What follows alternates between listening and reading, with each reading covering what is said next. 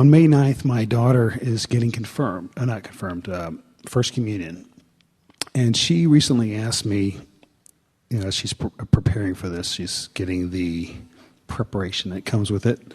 And she asked me, Daddy, is there a devil? Is there Satan? And tell her yes. Okay. Man made him up. And that is actually how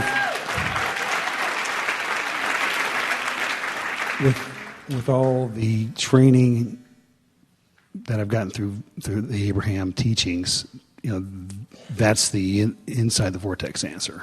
And I'm just wanting to resolve. Well, you have a problem here, because what you're saying is, from inside the vortex, I can give her the answer, but it's not the answer that those outside the vortex want her to know. Mm-hmm. Yes. Because outside the vortex, you need plenty of threats in order to control people. Mm-hmm. Mm-hmm. And the devil is really a good one. Mm-hmm. Mm-hmm. Because there's no proof till after you die. Mm-hmm. So there's a lot of this. So when she says, Daddy, is there a devil? Here's what we would say. Mm-hmm. I've heard tell that there is. But I've come to believe that it's a figment of man's imagination. Because, don't tell anyone, but I've broken rules that should have riled him, and nothing happened.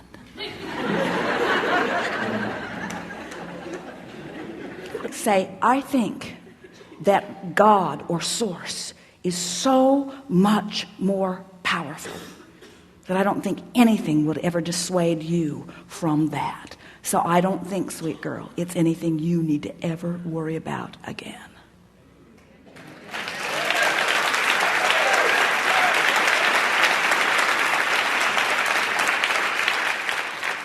So it goes in line with, is there a Santa Claus?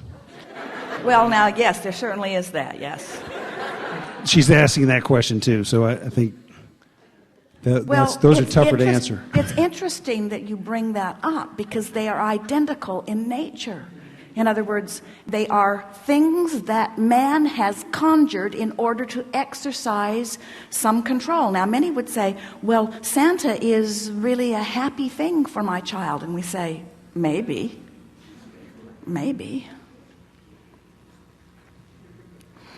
So what you want to teach your child is alignment. That's something they can always believe in. And every other thing is really far, far, far, far, far down on the list of priorities. Yes, it's interesting, though, that she would ask that question. Is there a Satan or a devil, as opposed to, infinite love and It's because that's the part she can feel is bogus. When she hears about that, she feels the offness of it.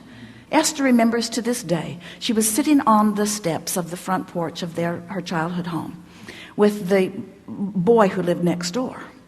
And her father came home, and Esther doesn't remember how old she was, but Vandy said to Esther's father, Mr. Weaver, will you please tell your daughter that there is no Santa Claus? And when Esther saw the look on her father's face, she knew. He was caught off guard, didn't know what to do. And then her father didn't say anything, but Esther knew that was for sure. And then Esther spent years convincing her little sister that it was true, because she wanted Santa to keep coming. And she knew as long as someone believed that he would keep showing up, you see. So your daughter says, is there a Santa Claus? Is that what she's asking? She's at that point where did you put that in my stocking, or did you put that in the tree, or was that Santa? I'm still doing that. Yeah, it was Santa. So here's what we would say. We would say, when you come into alignment with who you really are and what you really want, the fairies of the universe, that's worse than Santa. The fairies of the universe orchestrate all kinds of circumstances and events that are so close to inexplainable. Sometimes the well-being that comes to you is directly related to me. I am the vortex through which it comes to you, through which you summon it. But there is so much more well-being that is flowing to you that is outside of anything that I have anything to do with. So, sweetheart, I believe in the flow of goodness to you. And whether you want to call it source, or whether you want to call it Santa, or whether you want to call it me being an orchestrator of some of it, well-being will always flow to you. And that's the entrapment that people feel. They want their children to believe in goodness so much that they orchestrate things that aren't accurate, and then when their children find out that that wasn't true, then they lose their belief in the whole of it. And so what you're reaching for here is, how can I help my child believe in the flow of goodness that I know is coming to her without being deceptive in the process? And we say, by stepping back into the general understanding, by stepping back into what you really know. I know these things, say to her often. I know the value and goodness of that which is you. And I know that well-being is eternally flowing to you. And I know that your life will continue to unfold in wonderful ways. And I expect you to feel good all of the days of your life. And I know that you are the creator of your own experience, and that you have a powerful mind that you can focus into alignment with that which is source. And you can trust the way you feel. And when you think a thought that feels off, it's off. Because something that doesn't feel good means you've found a thought that is not in harmony with that which is source. And at an early age, this one is going to come to you and say, Dad, I'm hearing things at church that feel off to me. Are they really off? And you will stand in all of your knowing and you will say, I promise you, if it feels off to you, it's off.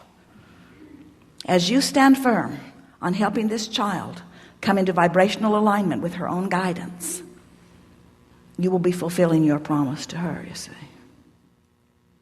Thank you very much.